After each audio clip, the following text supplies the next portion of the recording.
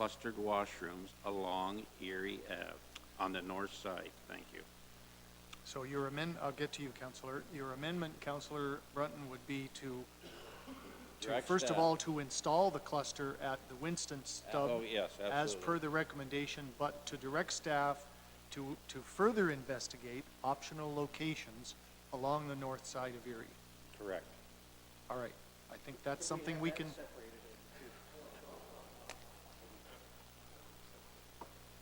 Now I'm getting confused.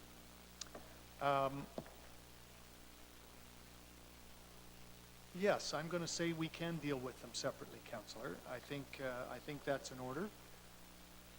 So I'm going to ask that we deal with the installation of the Winston Parkway stub cluster first, as a motion, by itself. I can't recall who moved that motion. I think it was Councillor No, Black. I didn't. I just did the amendment. Yes, it was Councillor Black. Thank you. And that's all we're dealing with at this point, folks, okay? Those in favor of that motion? Those opposed to that motion? Okay, that does carry. Mr. Baird, at least we have that one resolved. The second part of that motion was to direct staff to do further investigation of optional sites for privy washroom locations on the north side of Erie Boulevard. That's correct. Obviously, this would be prior to the commencement of the 2017 swimming season, but I think that's understood. All right, we know staff have given us a reason why at this point they felt they couldn't recommend the Brant Parkway and the Pines Parkway stubs, but perhaps there is a way of safely locating them on parking spaces. Perhaps we could get permission from M&R to extend a little bit of graveling further on the edge of the shoulder in order to make a safe location. That's what this motion will do, direct that further investigation. Yeah, and I'd like to speak to that motion. Okay, if I please may. do. And we all know, if you've been down there and dealt with this, that these washrooms on the access points are not correct. I mean, if you had a cottage next to them, you would be upset. And you can see the use and the traffic that piles up around 5 o'clock. It's ridiculous, and I do not think that there's any way of that you cannot put a washroom on the north side of Erie Ave at a few places. If you take out some parking spaces, push it back a bit, and to me it makes common sense. You know, you move everything over onto that north side, and I think people would be happy. And let's face it, the people on the beach side would be happy because they don't have to put up with all the nonsense any longer. But so that's the reason for that motion. And I think if staff can find some locations that they can come back, and I think common sense will tell you that we can remove them from the access point. But I'll leave it at that. Thank you. Further speakers to the motion, Councillor Height. Thank you, Mr. Chair. I won't be supporting that motion. I'm afraid that when the staff report for that one comes back, they'll recommend removing all the washrooms all over again. I think we have we've moved ahead a little bit on the solution. We've got another washroom up on Erie, so people hopefully can at least change in their cars, so we're not getting calls for public nudity on Erie Boulevard. Thank you. Any further speakers then on this portion of the motion? And do you want it read again? Yeah. Okay, Mr. Clerk, if you don't mind. And that staff investigate further locations for privy washroom locations on the north side of Erie Avenue. Yeah, and we'd like to have that wording, Mr. Clerk, and that it be brought back to council for consideration prior to the 2017 season, obviously, 2017 season. Okay.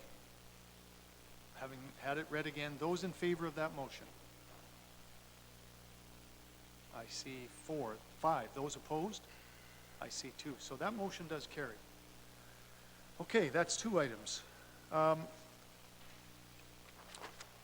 want to go back very briefly, and I'm going to switch to our deputation.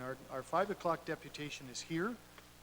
So we're not ignoring you folks. We've had the power out here, so our whole afternoon has been a bit disrupted. But Councillor Height, do you want to make a comment before we Well, we were just looking for questions still on that staff report. Yes, we certainly But, were. Yeah, we can put it on pause. All right, what I'm going to ask then, Council, if you're agreeable, given that our deputation is here, I'm going to ask that we put this report, the rest of it on hold, Mr. Baird, if you don't mind as well, and invite our last deputation.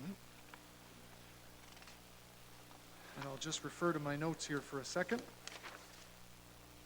Our final deputation, I believe, of this afternoon is Urbano Torto regarding staff report PW 1701, and this is the Metcalf Street South to Queen Street South alley speed reduction.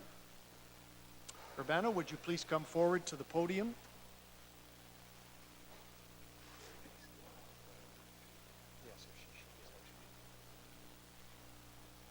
Just pull that microphone down for you a little bit. Thank you. And you've obviously got the power on. I will remind you, you Yes, have it is. 10 minutes. Mr.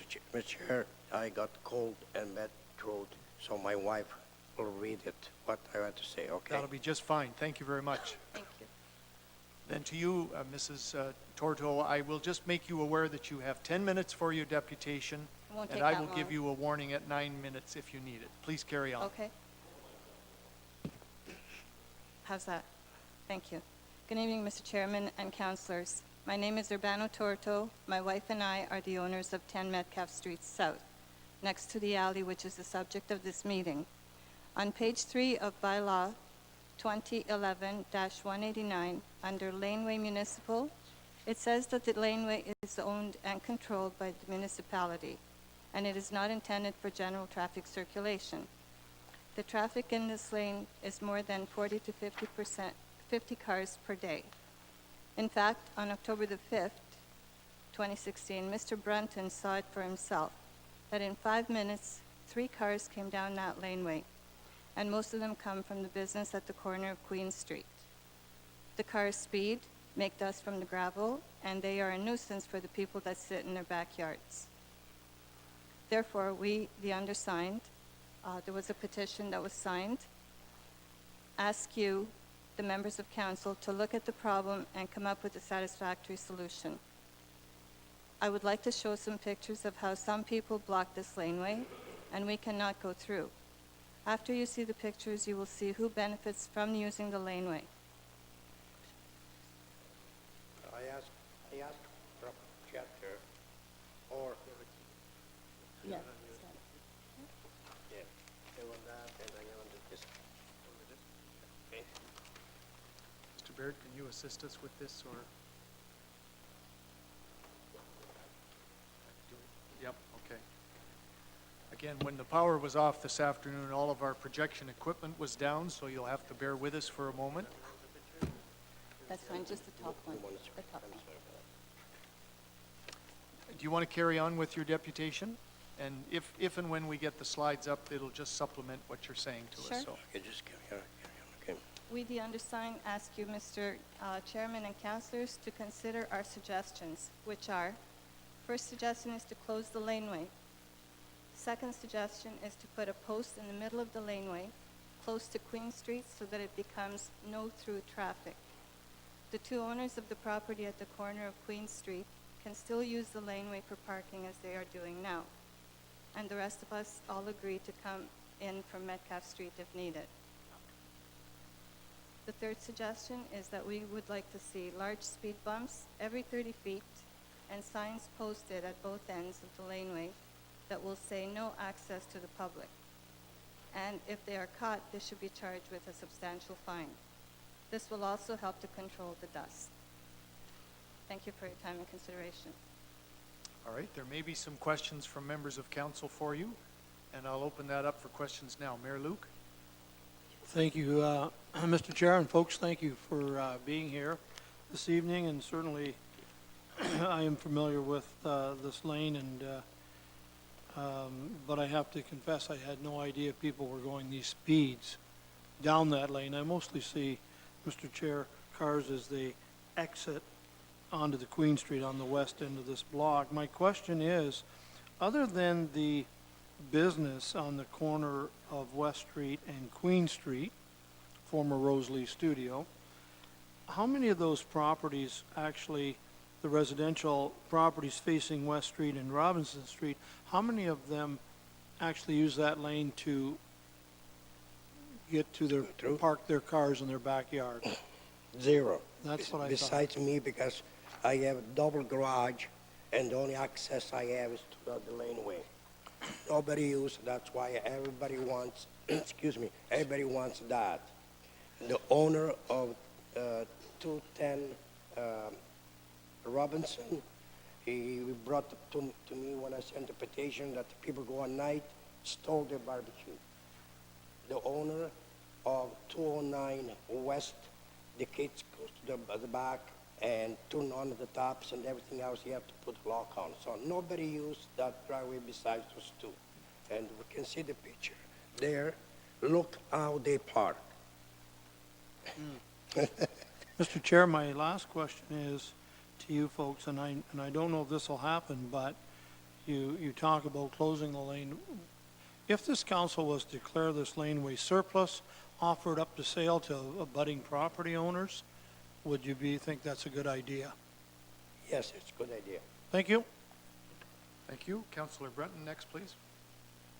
Thank you, Mr. Chairman. I'm quite familiar with the problem, and they raised a good point. If you see right there where that asphalt is, and the problem with the business on the corner of Queen and West, it's, you know, there's a lot of traffic, and they use this laneway because it's easier to get out than it is to get onto Queen Street. So there is another, I like the idea of, at the edge of that asphalt, to close it off. People can still access it from Metcalf, but there is another problem. There's a gas meter station in there that I would think the utility might want access to, but other than that, it is just an easy out for people, and I don't see a problem if we can somehow look at closing a piece of it off and let the people access the lane from the other end that need access on that lane. But I'll leave it at that. Thank you. Any further questions? Then we will need someone to move that we receive this deputation. Mayor Luke, thank you. Mayor Luke has moved that we receive this deputation as information. Those in favor?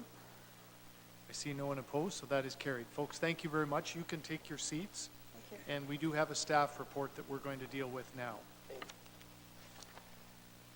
And that is staff report PW 17-01 with respect to this same matter of the alley between Metcalf and Queen. Ms. Robinson? Through the chairman to council, we received a petition with respect to the laneway in between Queen Street South and Metcalf Street South, and we reviewed the situation. From a legal perspective, it is an opened, traveled right-of-way. There is no distinction between a laneway, a road, and a 4-lane or 8-lane or 12-lane highway. They are all open, traveled roads. So with respect to some of the requests from the deputation, for example, putting a post in between so that traffic couldn't move through it, we can't obstruct an open, traveled road. Regardless of whether we call it a lane or we call it a road, under the Highway Traffic Act, we do not have the ability to restrict traffic in that manner. We would need to close it.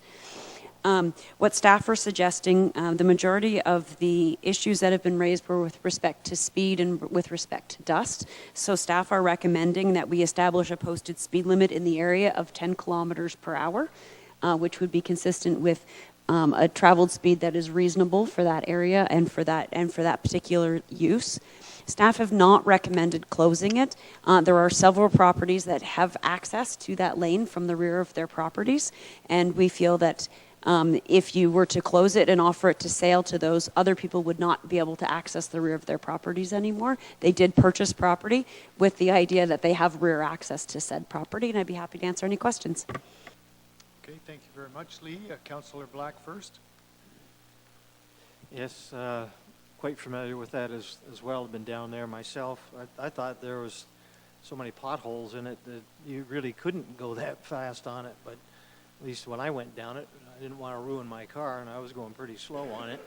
Anyway, yeah, the idea of putting a speed limit on it you think people are really going to acknowledge a 10-kilometer speed limit, and how would we enforce that?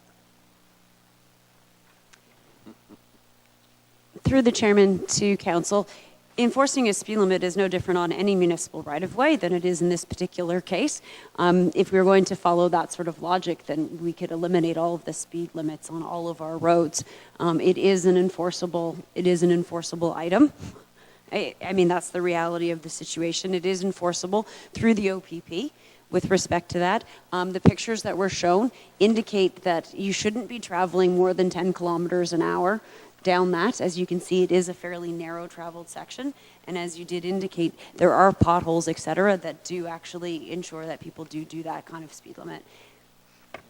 Okay, well, I appreciate that. I mean, there's not a lot of options for to deal with this, to come up with an appropriate solution. At least it is something, but quite honestly, I can't see the reality, even though, as you said, I agree with you, the reality of trying to enforce that little wee secluded area there by the OPP, I don't think really is reasonable. I don't think you really get it enforced.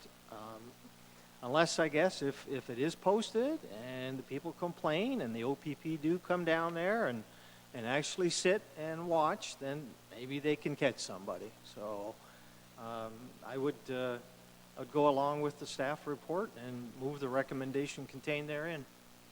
Thank you for that. My next speaker is Councillor Sonnenberg. Thank you, Mr. Chair. I agree with Councillor Black. I don't think posted speed signs are going to do the trick. My question to Lee is, what do you think of speed bumps in a laneway such as this? You're not on yet, Lee. You don't need them. It's full of potholes. Councillor Brunton, could you shut your mic off, please? And Councillor Sonnenberg, thanks very much. Through the chairman to council, with respect to speed bumps, they are something that could be installed in this area. They do make snow removal and maintenance extremely difficult to do, and they do require specialized equipment in order to ensure that we do that. It is something, if council wishes, we can certainly explore that alternative, but it is an expensive alternative for an area where there is not, the traffic counts for this laneway are very minimal. You're welcome. Councillor Height, next, please. Thank you, Mr. Chair. Through you to Ms. Robinson.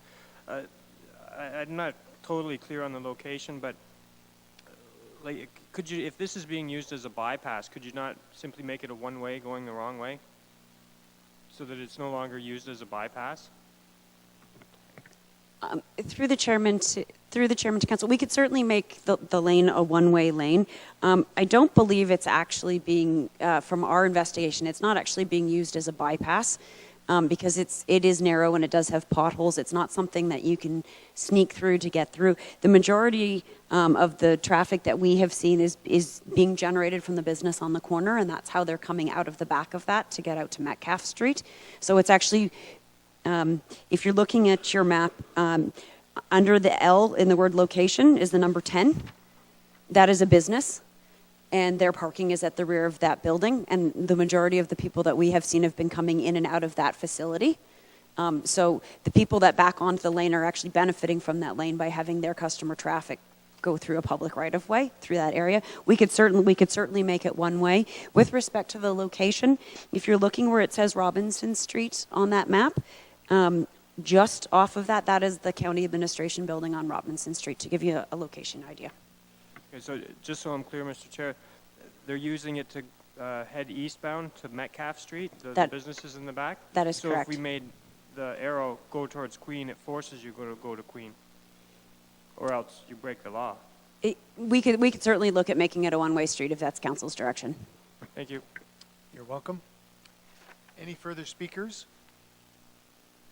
Yes, Councillor Black. I think that actually, I think that's an idea worth pursuing from staff. And maybe could the motion include that staff, I don't know, include it as part of the motion to actually do a one-way, or let me ask staff this. What would they prefer? For us to make a decision here tonight, one-way going west, or for you to review that first? Through the chairman to Councillor Black, what I would recommend would be that direction be given to staff to prepare a bylaw to make this lane a one-way lane. And at that time, staff, when have the opportunity to review it, we can determine which way we feel is best. But the bylaw will be coming back to council for approval, at which point, if council chose to change the direction, they could certainly do that at that time. Then I would include that as part of my motion, Mr. Chairman. Thank you very much for that, Councillor, and to the suggester of the idea And of thank the you, one-way Councillor Height, for that. as a further traffic calming strategy. So, Mr. Clerk, do you have that additional wording then? Would you like to, and Councillor Black moved that, do you want to hear it read again, Councillor, or are you okay to deal with it? Everybody's okay? All right, we will. You've heard well, we've talked about the motion, that is to approve the recommendation and also to direct staff to implement a one-way bylaw and to bring that back at the time of implementation of the bylaw. Those in favor of that motion? Those opposed? I see none, so that is carried. So that's our action, folks. We hope that will help to alleviate the concerns. It will be posted as a 10-kilometer-per-hour speed limit, and there will be a one-way bylaw imposed, yet to be determined which direction we will make it a one-way. Sorry, we can't have any further questions now, but that is our decision, and we hope that provides some relief. And I'm also pleased to see now that Ms. Kochoki is here, and she is our final deputation of the afternoon. So, Julianne, I'll invite you to come up and speak, if you would be so kind. She is with the South Coast Jazz and South Coast Cultural Society, and Julianne has certainly appeared before council before, and she will be speaking to us regarding a new Canada 150 opportunity for Norfolk County.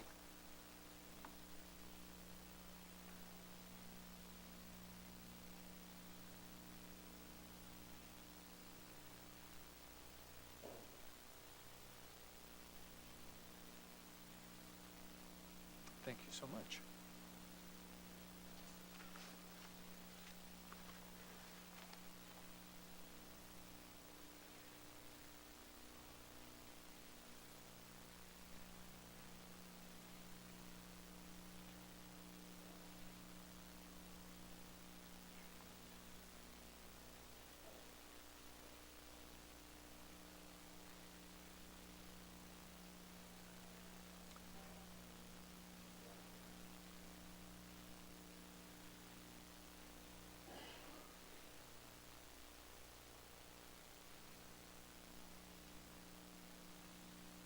Okay, Julianne, I'm happy to have you here. I will remind you that you have a maximum of 10 minutes for your presentation, and I will give you a warning at the 9-minute mark if you need it. Please carry on. Thank you very much for having me today. I would like to take this opportunity to do a couple of things. One is to update on South Coast Jazz and now our new not-for-profit South Coast Cultural Society.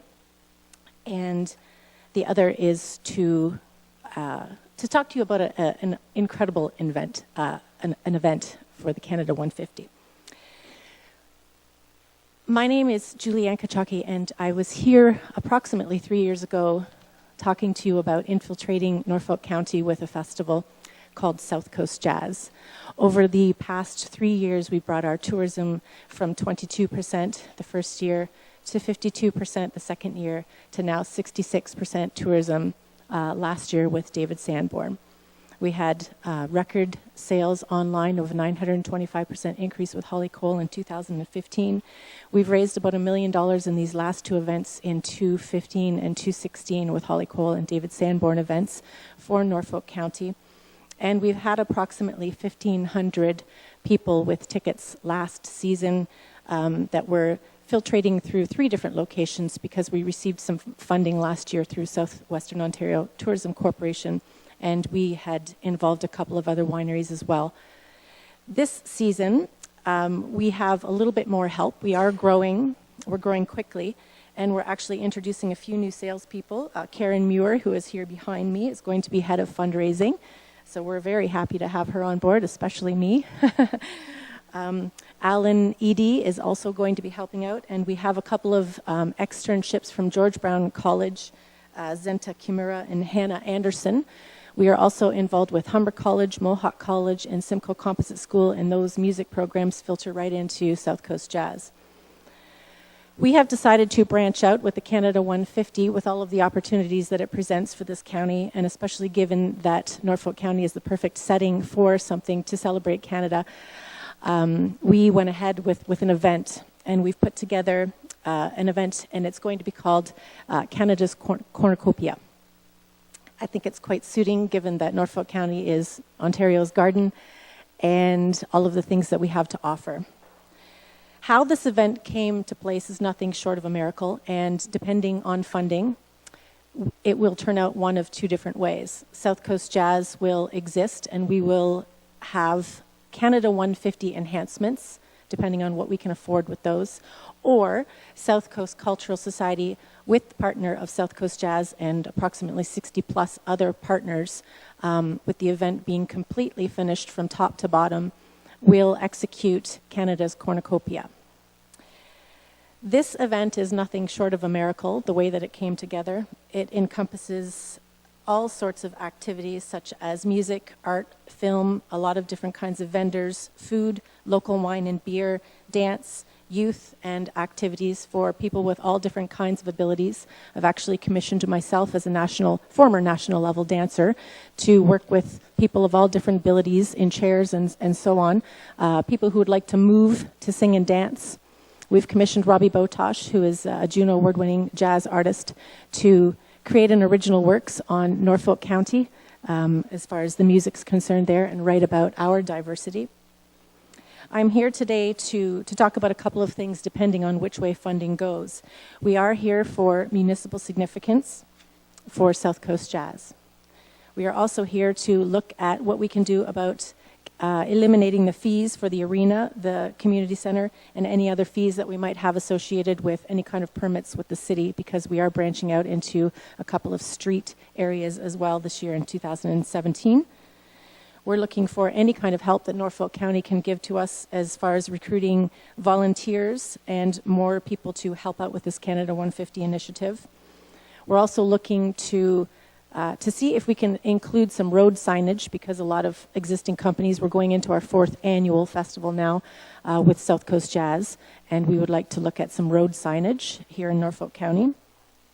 And we would also like to look at how the festival can become a little bit more of a part of the community, in the sense of being put out in as many flyers and alerts and pamphlets as possible.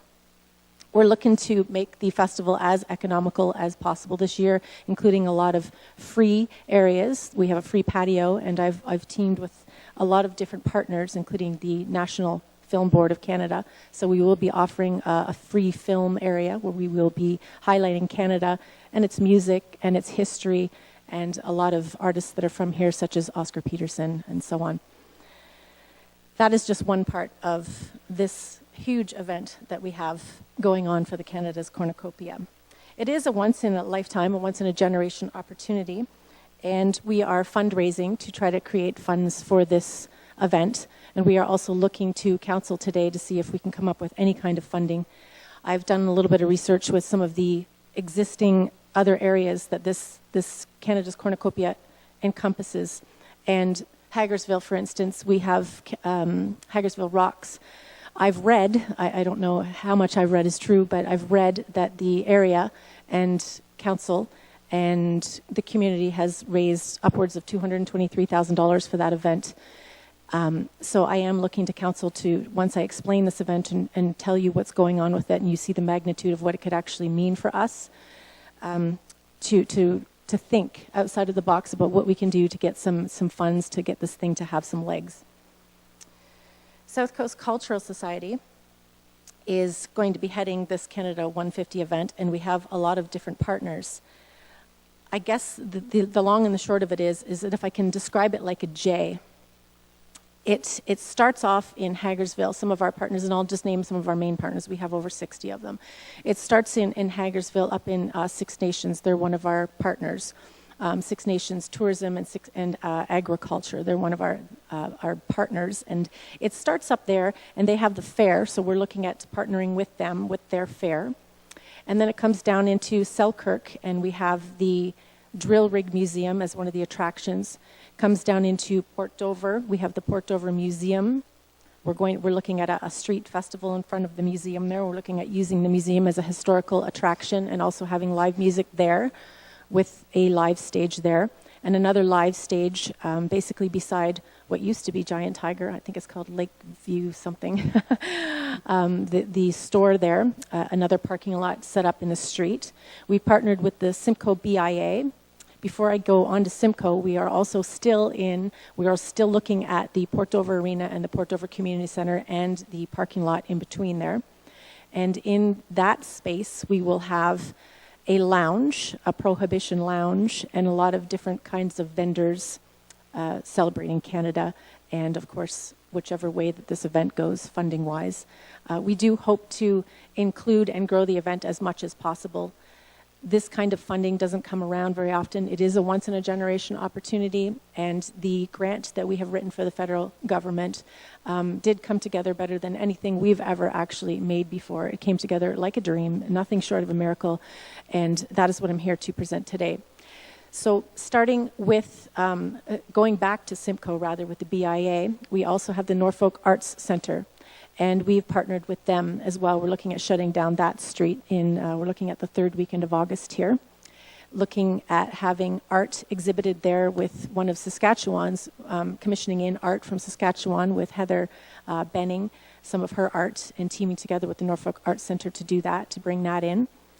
And if possible, if pending funding, of course, getting into Brantford and a little bit further with the Mohawk Chapel, and looking at Delhi and Port Rowan and Waterford, as well as alternative street festivals, if we have the funding. It all comes down to the funding. I would like to just take this opportunity to talk about some of the artists that we have on board with this. And by Julianne, on board... I'm sorry, I'm going to interrupt you. You have 1 minute left. Okay. Some of the artists that we have with interest are Buffy St. Marie, obviously the native interest there, Loverboy, Heather Benning, Robbie Botosh, Jane Bennett, Platinum Blonde, Tim Hicks, the White Pine Dancers, Ian Bell, Emily Claire Barlow, Rob Pilch, the Red Hot Rambo, and all sorts of different kinds of entertainment, as you can see, from country to rock to new wave. We've basically got it all, and this would be the biggest event that the area has ever seen that I know of anyhow. And we have it ready from top to bottom, ready to go. All we need is staff and money. Okay, thank you very much. Your timing is excellent. There may be some questions from council members. Councillor Black, first of all. Yeah, Mr. Chairman, through you to Julie, and very ambitious, and it really sounds great. I don't know exactly what Norfolk County can do, but I'm just wondering, have you actually sat down and met with any of our staff members to explore some of the existing programs that we have to see if there is any opportunities to help you out?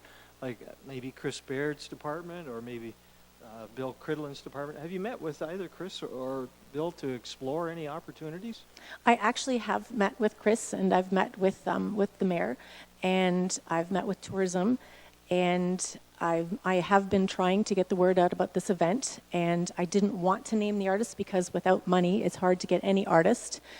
But it's also very difficult to get your foot in the door, and with our experience and with my background in being in music for the last, 35 years at least, it's allowed me to have these relationships. And so I did get our foot in the door, and we do have letters of intent, and we have interest with these bands, but it's all pending funding, of course. But that's step one, because you don't even often get in the door with the agencies. So this is very accessible for us in every way, shape, and form.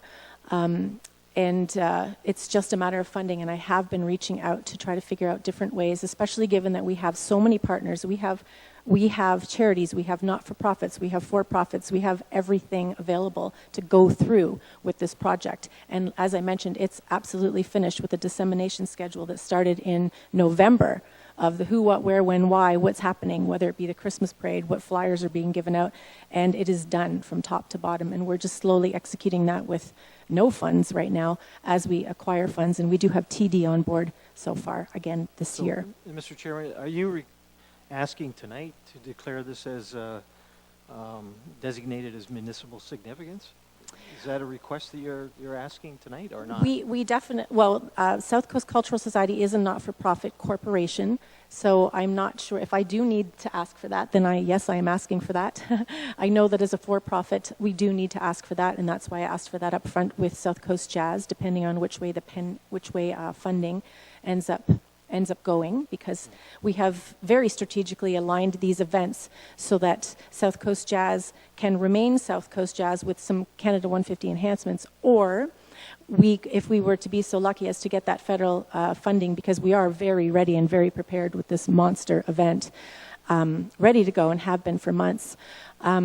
And if we can get the funding for that, then we will be able to execute that plan. But we're looking at around an $800,000 budget, and we have $20,000 so far. Okay. I have been reaching out. I'm trying. Did we declare another one of your events as municipally significant?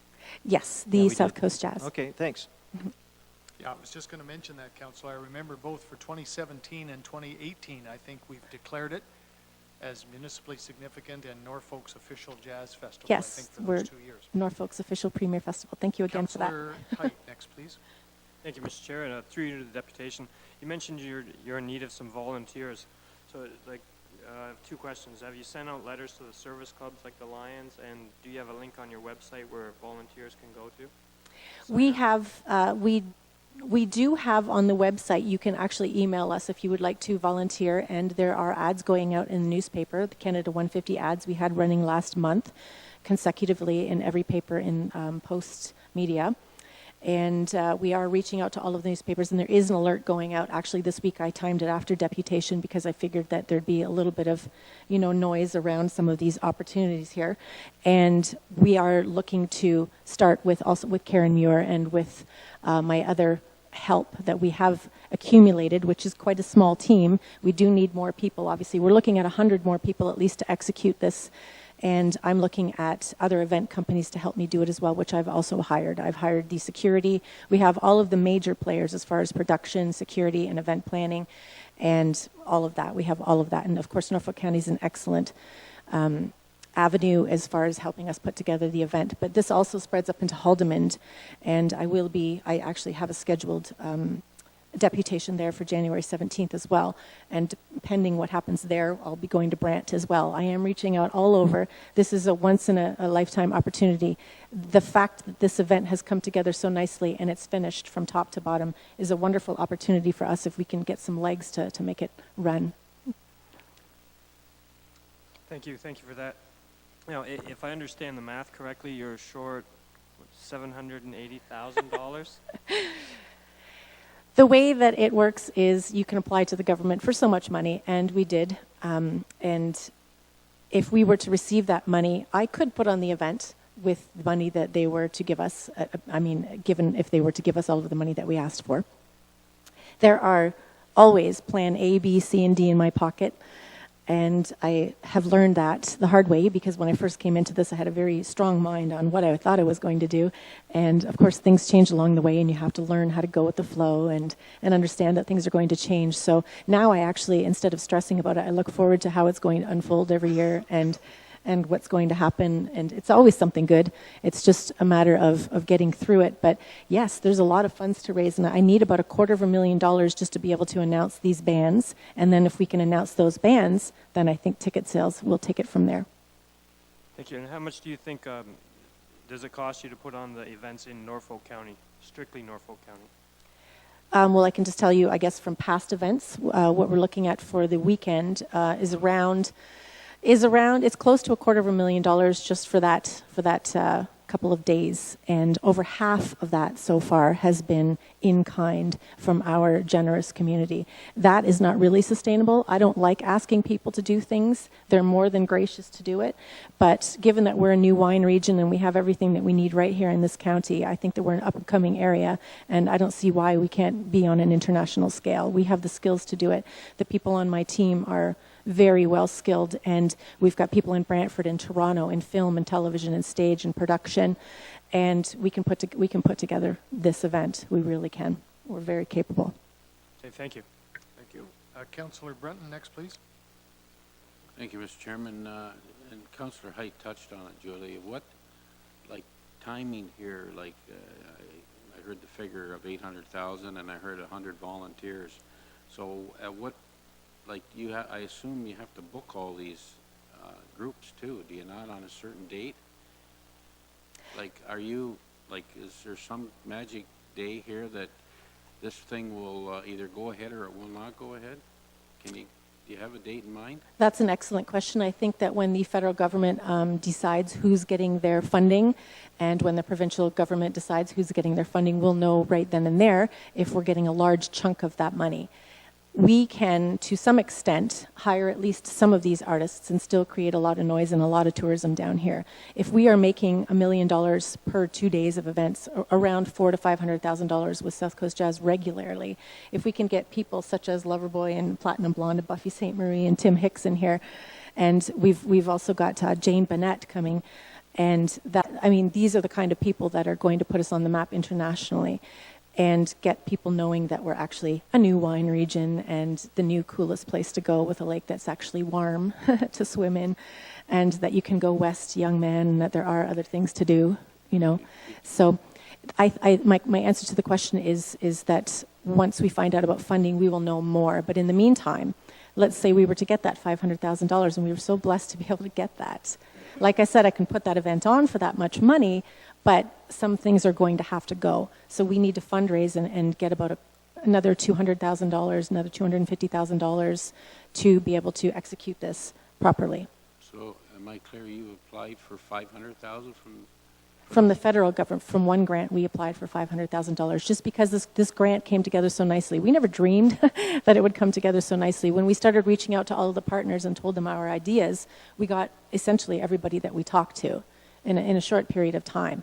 So we do have experience doing this, but it's really nothing short of a miracle the way that it came about.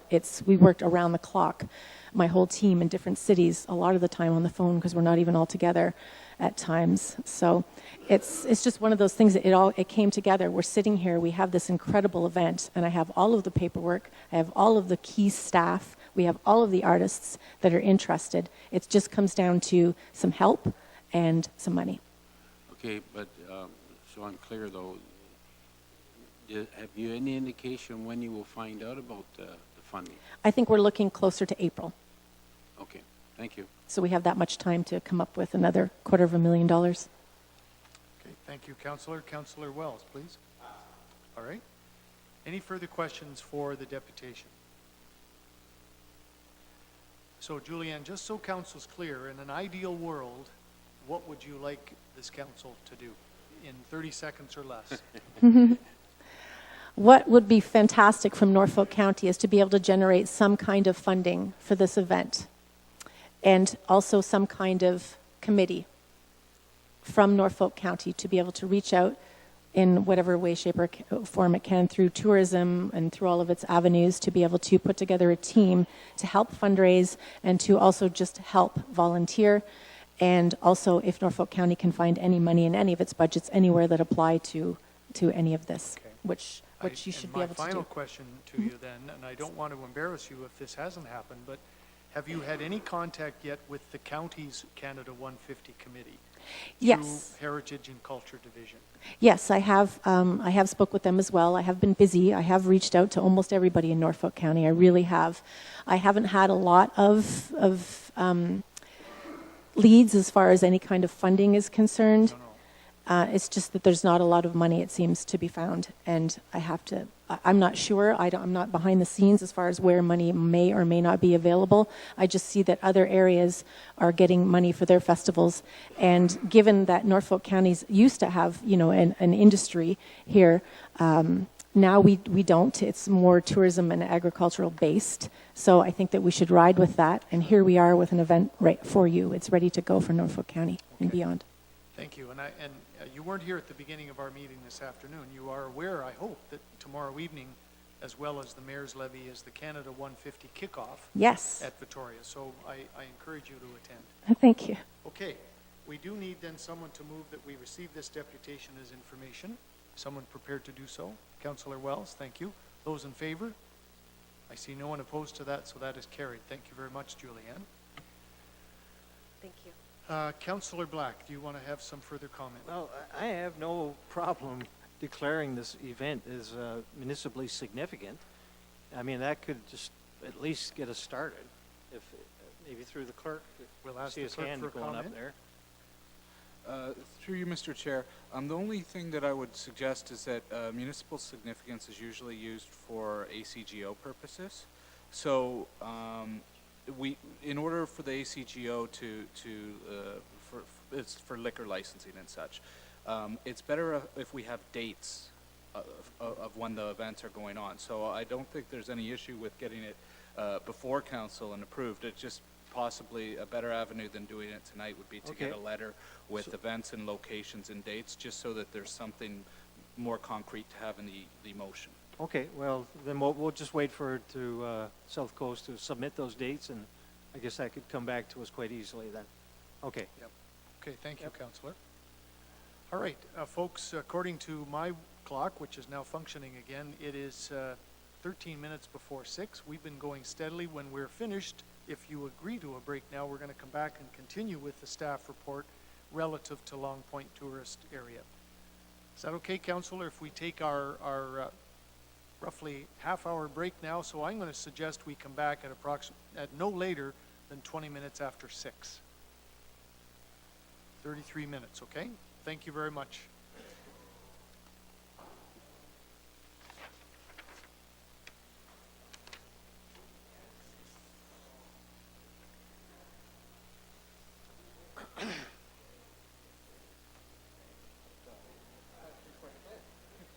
What we have, it's taken longer than I thought though, Andy.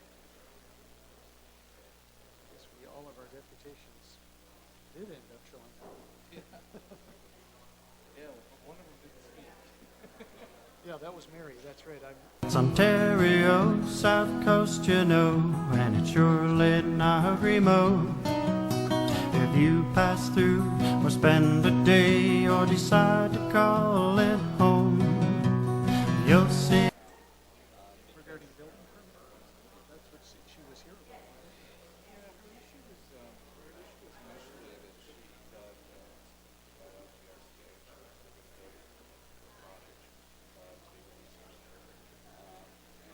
they had our buildings had questions for the engineer, and they test that the engineer did the initial report, provided for clarification. And so initially she wanted to come here and just complain about not getting a permit issued. And so I said, well, that's not really for council to argue with the building official about the building code in terms of issuance. We want to avoid that. And now it's evolved where she still hasn't had it issued, but she wants to come and complain about the process. So part of me thinks that she come forward as a deputation to force something. Yeah, Right? yeah. Sure. Yep. Due for 2017. Where do you want to do it? Just right there. Okay.